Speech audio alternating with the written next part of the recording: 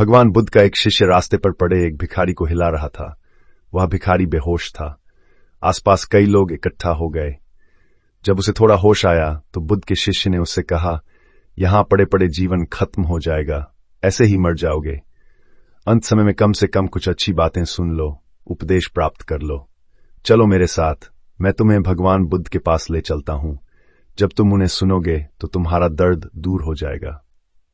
वह भिखारी इतना लाचार था कि करवट भी नहीं ले पा रहा था। वह शिष्य उसे उठा भी नहीं पा रहा था। शिष्य बोला, तुम यहीं ठहरो, मैं भगवान के पास जाता हूं, उन्हें सूचना देता हूं, वे कुछ न कुछ जरूर करेंगे।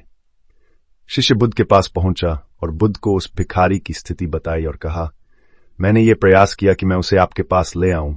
अंत समय में वह भी आपके उपदेश सुन ले, लेकिन वह लाचार है, यहां आ नहीं सकता। आप ही बताइए, अब क्या किया जाए? बुद्ध ने कहा, करना क्या है, चलो हम ही उसके पास चलते हैं। बुद्ध वहां गए। आसपास कई लोग इकट्ठा हो गए थे। सभी ने सोचा कि बुद्ध उपदेश देंगे तो हम भी सुन लेंगे। बुद्ध ने कहा, ठहरो, सबसे पहले कुछ भोजन की व्यवस्था करो और इसे खाने के लिए दो। भोजन की व्यवस्था की गई और जैसे ही खाना उस भिखारी के पेट में गया, वह गहरी नींद में सो गया। सभी ने कहा कि ये तो सो गया। बुद्ध ने कहा, हमारा काम हो गया, चलो अब हम यहां से चलते हैं। शिष्य ने और आसपास खड़े लोगों ने बुद्ध से कहा, कैसा मूर्ख है ये, खाना खाकर सो गया। आप यहां थे, इसने उपदेश भी नहीं लिया। बुद्ध ने कहा, ठीक है, कोई बात नहीं, ये कई दिनों से भूखा प्यासा था, ये भूख से ही मर रहा था। इसके लिए सबसे बड़ा उपदेश यही है कि सबसे पहले पेट भरा जाए। अगर कोई व्यक्ति भूखा है तो वह धर्म का मर्म नहीं समझेगा।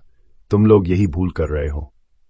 सबसे पहले व्यक्ति की जो आवश्यकताएं हैं उन्हें पूरा करना चाहिए, उसके बाद जान की बातें करनी चाहिए।